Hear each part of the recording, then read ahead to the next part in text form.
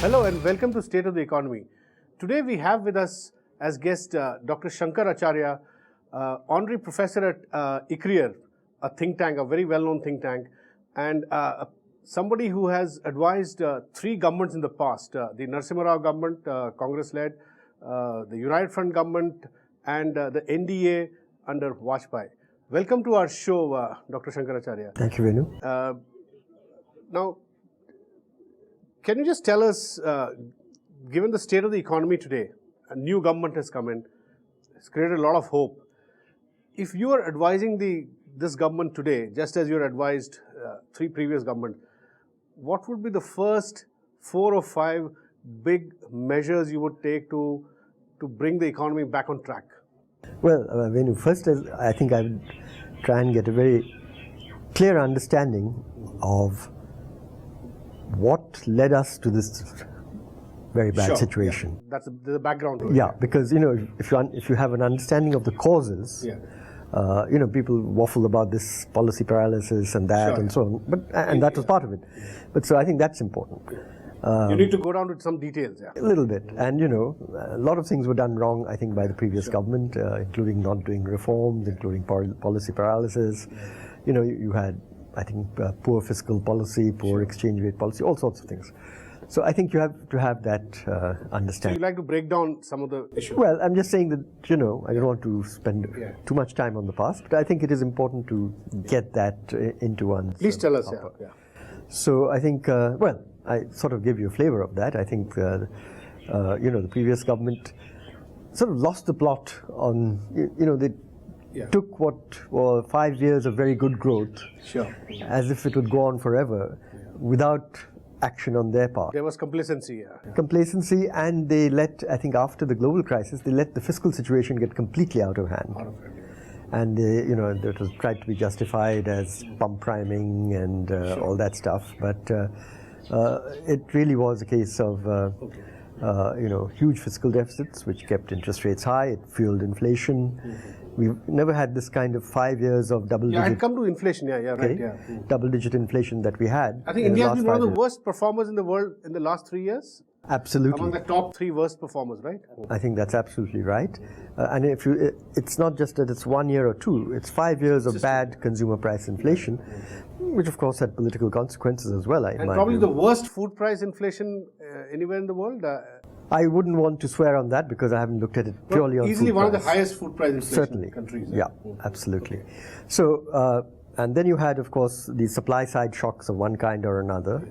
You had sudden tightening of environmental standards, and which created problems of various kinds. You had this peculiarity that, power plants were there, ready to go, but coal, linkages were not there, so obviously faulty planning of some kind or other. And of course you had the blowback from various scams, like the telecom scam, like the coal scam and so on, which led to both judicial and other restraints. Sure, the bureaucracy went into freeze mode. Not just the bureaucracy went into freeze mode. I mean, for example, in coal, you had, injunctions which prevented mining because a lot of the mining was apparently being done illegally and so on. Yes, exactly. So, I mean, it really was a pretty bad mess, and this continues to be a mess. I mean, look today, we are sort of at the beginning of 2014-15. The last 2 years, we've had industrial growth or manufacturing growth at either 0 or negative. And 2 successive years together of that kind of poor industrial growth we haven't had for probably 25 years. Sure. We don't remember the last time when you had 0% industrial growth. Well, in fact, negative manufacturing growth last year, if I'm not mistaken. You had the inflation, you have had overall GDP growth below 5%, and an area where I'm hugely worried, and so I think is the electorate, on which we have very poor contemporary numbers or current numbers, is employment. But my guess is that, you are not getting really any significant increase in decent job opportunities in today's economy. When the overall economy is growing at less than 5% and manufacturing, etc., is flat or negative, it's unlikely that you're getting, overall decent increases in job opportunities. So what would you attack first? And also you've got, as you remember, and people shouldn't forget, 6 months ago, we were close to a balance payments crisis. You know, Sure. rupee was plunging. Not 6 months ago, more like 10 months ago. I think August last year. Yeah. It was 67. Yeah, odd. and we are in June. That's why I corrected myself. And a lot of the correction there is because of one or two things like gold and so forth, which you know, you've kind of put the lid on in different ways, duty hike and also restrictions in terms of how much you can import through whom, at what ratio, and so forth. But these create a wedge between the international price and the domestic market price, and fuel smuggling, which has been going on. So if you remember the old days when we had widespread... But isn't current account behind us? Now no, they're I saying don't think so. that 2.5%. Because my point here is that You're saying it is not behind us. if you normalize Okay.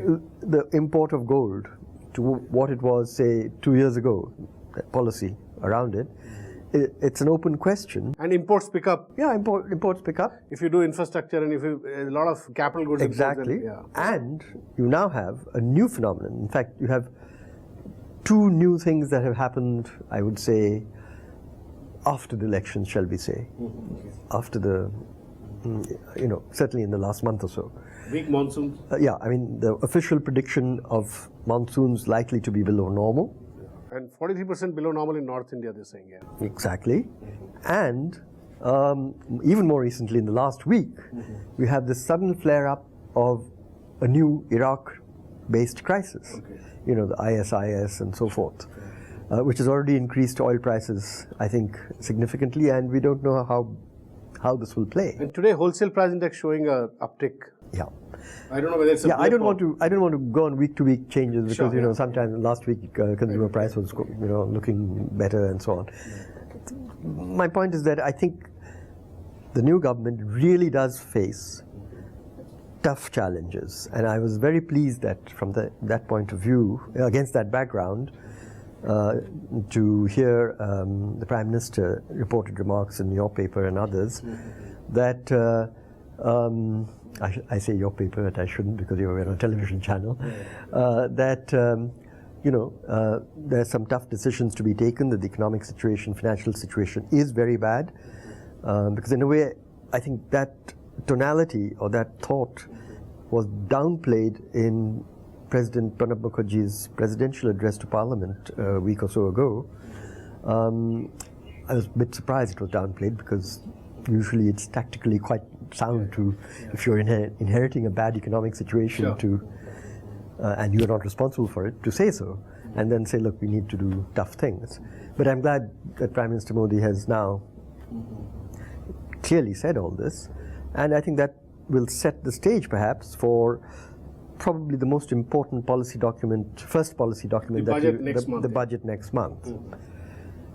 So Now, you want me to go back to what are the 4 or 5 things that I would...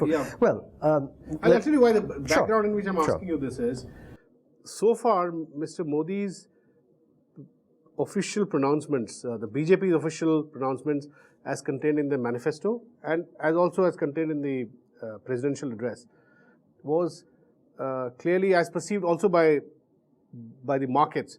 There is a big focus on the social sector. And there seems to be, he's talking about massively scaling up public services by 2020 or 22,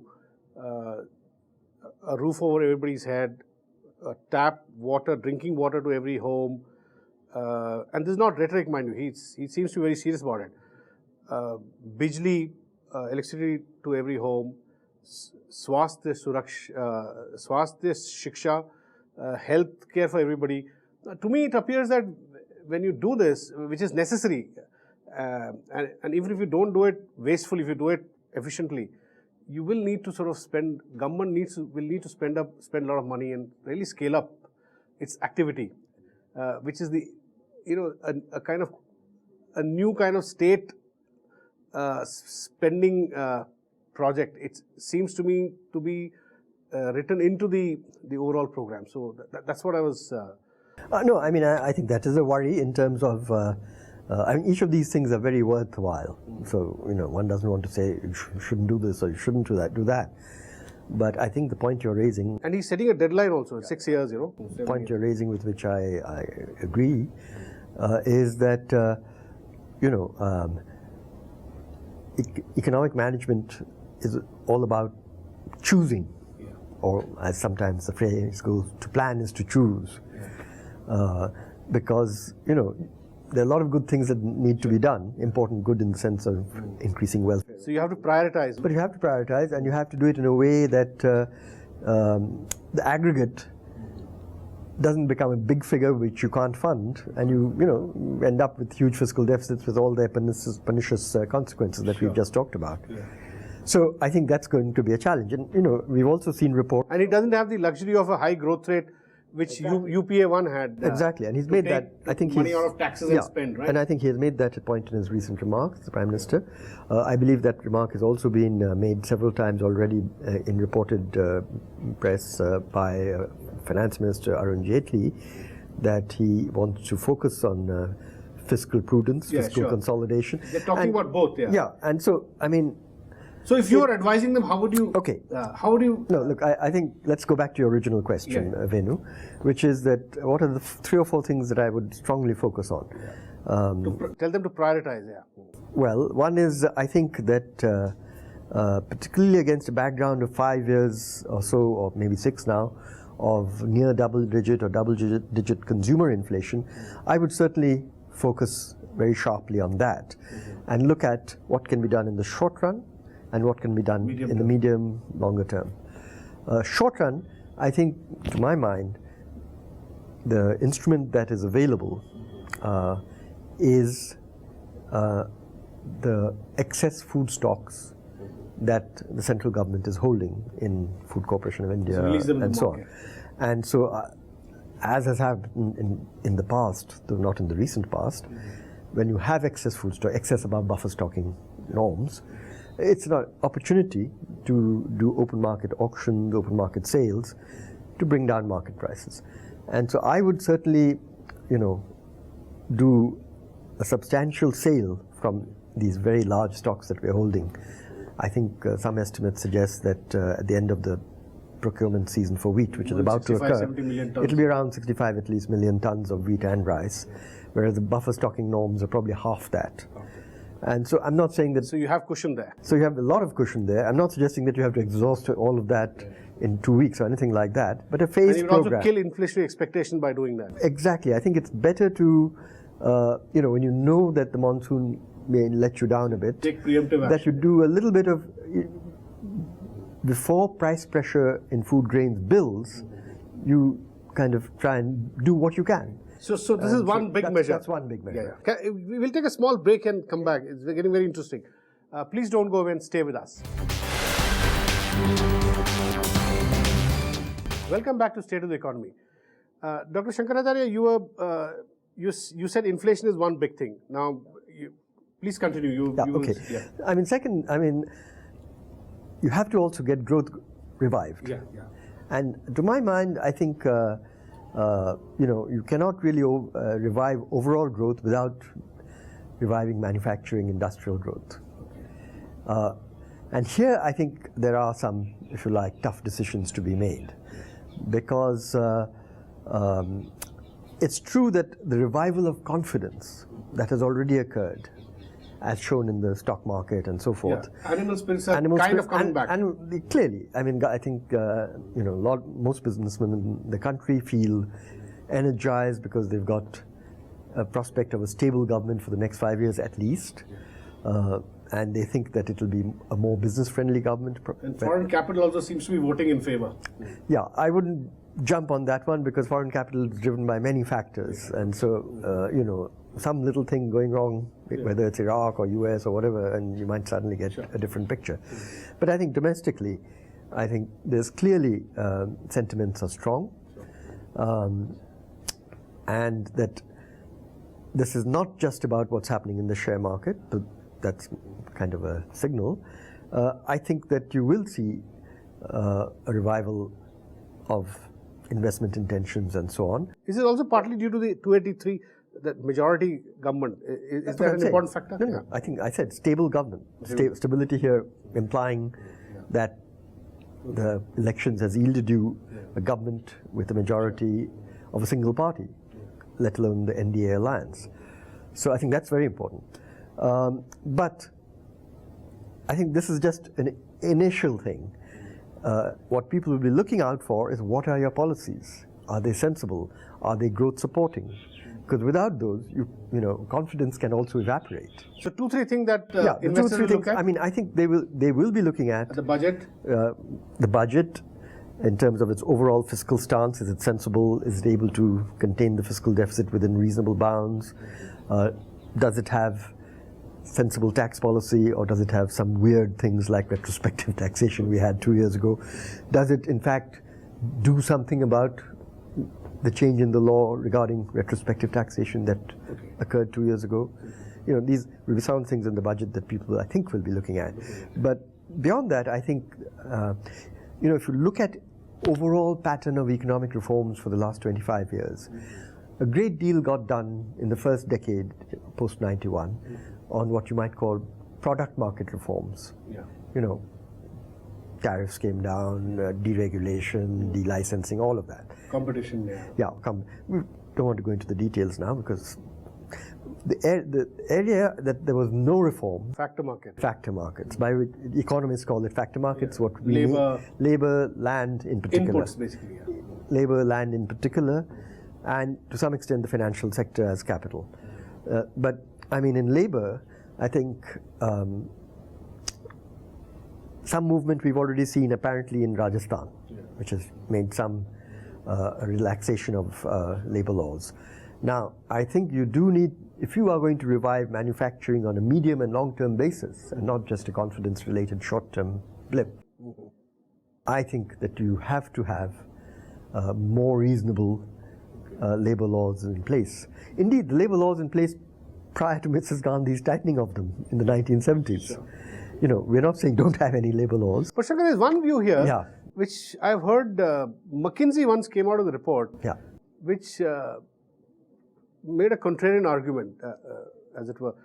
They said while Indian labor laws may be on paper, maybe far more complicated, stringent than, say, the US labor laws, but actually on ground, it's much easier to hire and fire people in India than perhaps in the West, where implementation, enforcement of law is far stronger than in India.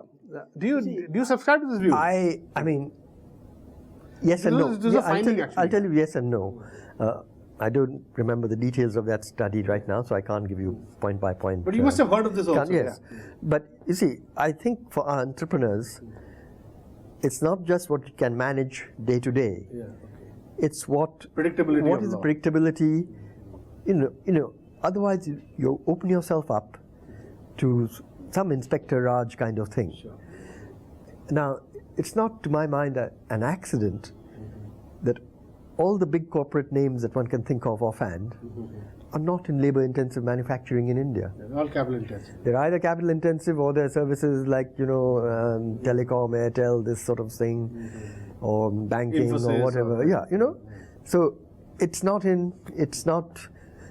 no Foxconn here. Yeah, okay. Nobody's making textiles. Nobody's making soft toys. Nobody's making huge amounts of So it really doesn't affect them. electronics. Yeah.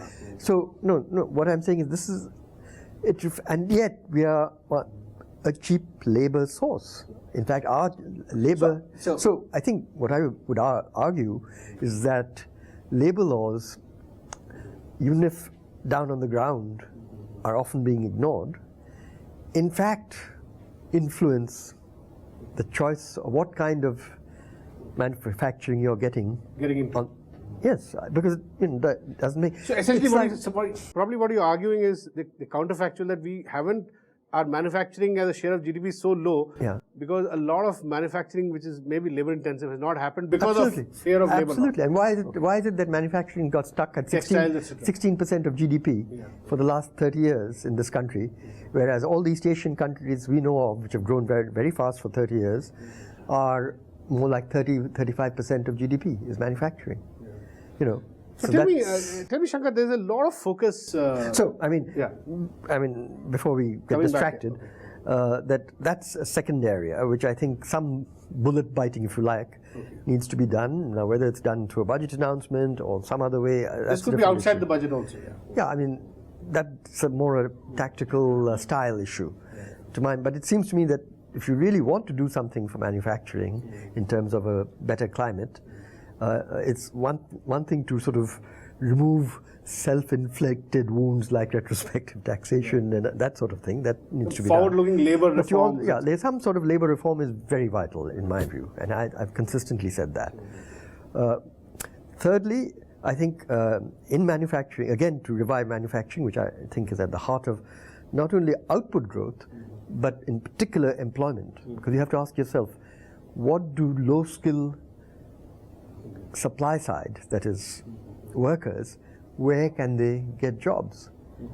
And all over the world, developing world, it's so far mainly been manufacturing.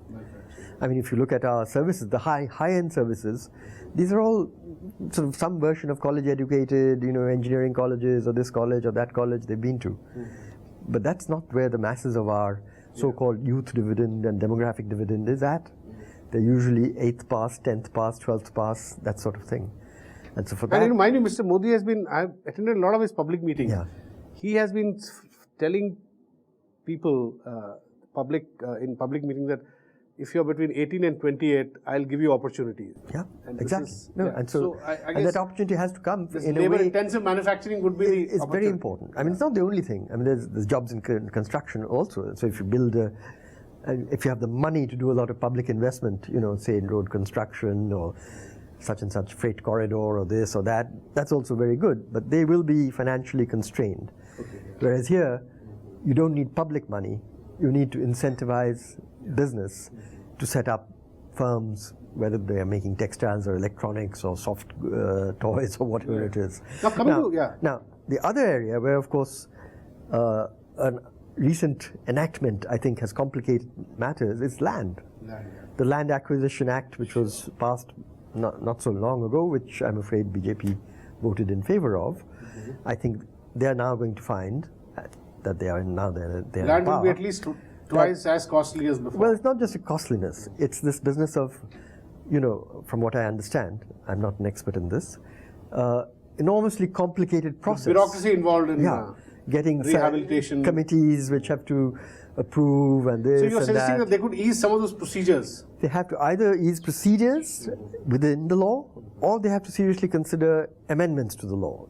Now, as I said, I'm not expert enough on the law to but tell you're you sensing what to that do. the industry would want some of these. I think it's not just a question of industry wanting. Industry may want a lot of things. Yeah, they want. But I just feel that without a significant change in the laws governing the land market and the procedures governing the land market. Without significant easing of those procedures, you are not going to see manufacturing, whether labor intensive or capital intensive or any kind of intensive. But you do believe that if these procedures are eased and if it is made simpler to acquire land, but you do believe that that land is costlier today. That's a reality. You can't get land cheap like you did 20 years ago.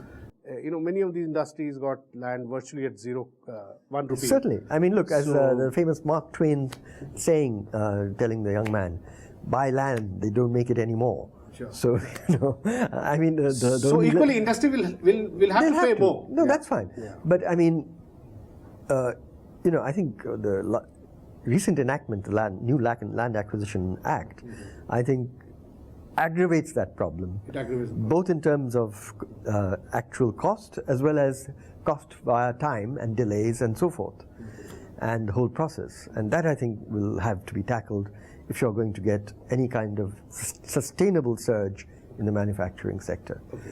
Then another broad area I think I would pay a lot of attention to, of course, is the energy sector. And that, I think, is coming into sharper focus because of what's going on in Iraq. Yeah. Oil prices going up again and so forth. And on this, I think there are some interesting remarks in the President's address on the coal, for example, of easing Shankar, investment. I want your thoughts on this. Yeah. I find that whether you talk of coal or whether you speak of oil, petroleum products, both these sectors are so politicized in India that right pricing in these sectors appears almost impossible. Even today, even a new government which has a chance to correct all these price of all these resources to the market level will not be able to do it, or doesn't seem to be able to do it. I'm not sure I agree with you, because yes, electricity, for instance, yeah, okay, but I mean there are workarounds in each of these cases. But you take coal. I mean, here the issue is there are many issues, but one issue is the virtual monopoly of Coal India. Now, many kind of no, assuming that all that is done, what I'm saying that our consumers. On coal, I don't think there's an issue. There isn't nobody's saying that coal price should not be the market price. But average coal price today is lower than the cost of production across India. That's what the CERC chairman told me when I interviewed him. Yeah, but you have to ask why. That's because of historical reasons, probably. Historical reasons, yeah, perhaps. Yeah. But today, I mean, for example, if today you allowed private sector into coal, other than at present they're only allowed for captive mines. Sure. But if you allowed it much more generally, and if you had firms, foreign or domestic, which brought in modern technology, yes, it'll cost more. And therefore, somebody will have to pay for somebody it. will have to pay for it. Yeah. But I mean, since most buyers of coal are... So this is another big bitter pill which will need to be... Well, whether bitter or not, but you need the energy. Yeah, you need I mean, you cannot have growth without energy. And right pricing of energy is fundamental to other, even from a climate change perspective. And look, if we don't have enough domestic oil, coal we have, there the problem is environmental issues and so forth. And hopefully those will get speeded up, eased. And oil, well, there are different schools of thought. Some people feel that we mucked up our petroleum policy, we haven't allowed enough investment and so forth. Partly because your own oil majors don't have the money, and why? Because you have these huge subsidies. But so it's partly an issue of pricing, and partly how you manage this the whole whole energy exploration and production area. So this is so many bitter pills to many things swallow. To be done, whether bitter or not. Yeah, I know. So thank you so much, Dr. Shankar Acharya, for talking to us. That's all we have in this edition of State of the Economy. We'll be back with you next week. Thanks for watching.